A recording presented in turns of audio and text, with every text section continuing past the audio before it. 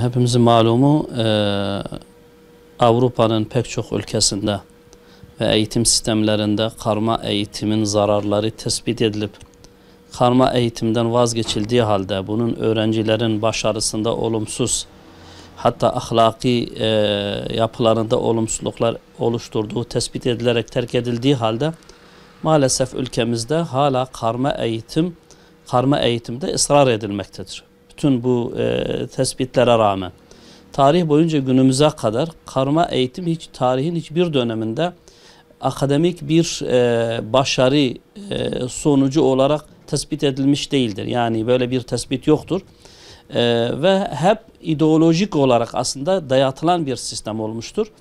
Ama her ne hikmetse hala bundan vazgeçilmiş değil. Bütün bu olumsuzluklara rağmen öğrencinin psikolojisinde, öğrencinin ahlakında, öğrencinin başarısında bunun zararları bilimsel olarak tespit edildiği halde ülkemizde bunda ısrar edilmesini anlamakta aslında zorluk çekiyoruz. Tam tersine karma eğitimin olmadığı okullarda, özellikle imam hatiplerde ve buna benzer karma eğitimin olmadığı okullardaki başarı oranının her zaman yüksek olduğu hepimizin malumu, görülüyor, tespit edildiği halde bu sistemden vazgeçilmemesi bugün de bir ideolojik dayatma olarak biz görüyoruz ve bir an önce bundan vazgeçilmesini, çocuklarımızın ahlakına zarar veren, çocuklarımızın başarısına zarar veren, hiçbir şekilde hiçbir faydası olmayan böyle bir sistemin sürdürülüyor olması hakikaten anlamsızdır. Biz ittihat olarak hakikaten böyle bir sistemden bir an önce vazgeçilmesini ve her yönüyle zarar veren bu sistemin terk edilmesinin doğru olacağına inanıyoruz. Teşekkür ediyorum. Karma eğitim Cumhuriyet döneminden itibaren Türkiye'de uygulanmaktadır. Anayasa hükmünün bir gereğidir. Karma eğitim hem bilimsel olarak hem psikolojik olarak hem de pedagojik olarak öğrencilerin başarısı üzerinde çok olumsuz etkileri vardır. Ergenlik çağında kız ve erkeklerin aynı ortamlarda eğitim görmesi özellikle kızlar için büyük bir dezavantajdır.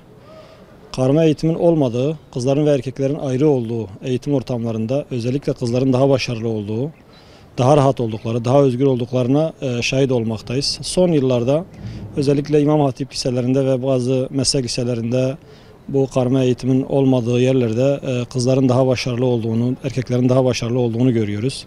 Karma eğitim uygulandığında özellikle belli bir yaştan sonra öğrencilerde meydana gelen biyolojik değişikliklerden dolayı ergenlik çağında insanların vücut ihtiyaçları, bedensel durumları, bilişsel durumları öyle bir ortama geliyor ki kızların ayrı, erkeklerin ayrı eğitim öğretim görmesi çok daha avantajlı bir duruma geliyor. Bugün çok gelişmiş ülkelerin büyük bir kısmında eğitimde başarılı olan ülkelerde karma eğitimin zorunlu bir şekilde uygulanmadığını görmekteyiz.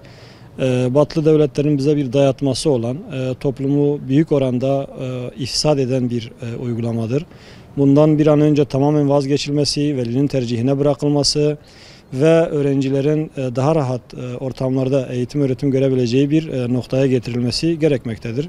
Karma eğitimin kalkabilmesi için anayasa hükümlerinin değişmesi gerekmektedir. Bu da biraz uzun bir süreç gerektiriyor. Yalnız şu anda velilere bazı alternatifler tanınmış. Özellikle İmam Hatip ve meslek liselerinde ve bazı yerlerde kızların sadece eğitim görebileceği liseler açılmıştır. Velilerimiz kızlarının veya erkeklerin ayrı eğitim görmesini istiyorsa bu okulları tercih edebilirler. Bölgemizde birçok aile ergenlik çağına gelen çocuklarını, özellikle kız çocuklarını karma eğitimden dolayı okula göndermemektedirler. Kızların okullaşma oranının düşük olmasının en büyük nedeni karma eğitimdir. Bu kızların da okullara kazandırılması, eğitim öğretim hayatına katılabilmesi için karma eğitimden vazgeçilmesi eğitim öğretim için çok daha iyi olacaktır.